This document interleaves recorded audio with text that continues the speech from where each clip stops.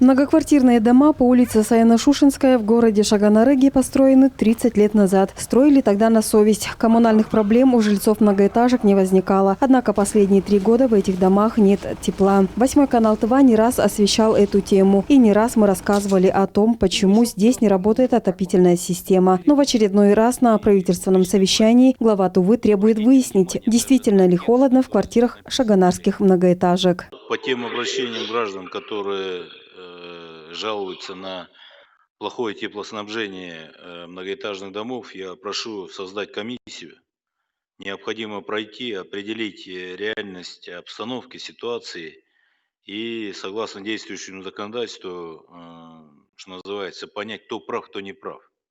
Повторим историю, не раз рассказанную в наших сюжетах о том, почему нет тепла в квартирах шагонарцев. Несколько лет назад в ТЭК-4 случилась авария. Сломались фильтры, из-за чего в систему водоснабжения многоэтажных домов по улице Саяно-Шушенской попал сульфоуголь. В итоге водопроводные трубы и системы отопления в этих домах засорились. Теперь каждый год с приходом холодов температурный режим в квартирах становится ниже нормы. И вода в трубах ржавая. Вот таким образом мы отстаиваем ее в бутылках.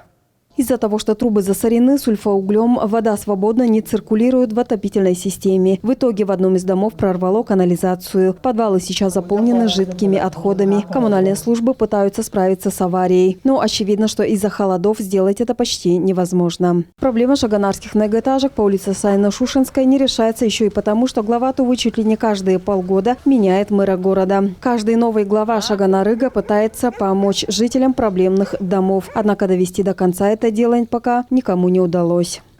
Вот 4 подъезда, 80 квартир, там стояки тоже поменяли. Остались только конвектора. Почему вот такие жалобы поступают? Мы с осени изучали, анализировали. У меня вот есть фотоотчет, видео, материалы. Ну, проблема в конвекторах, батареях.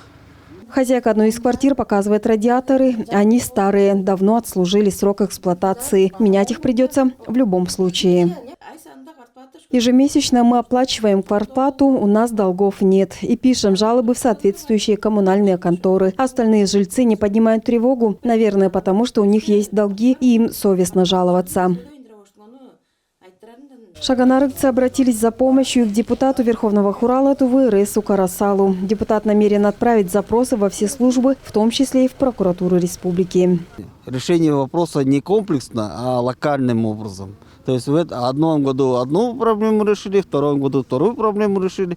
А вот именно комплексного подхода, видимо, они не подошли к этому вопросу комплексно.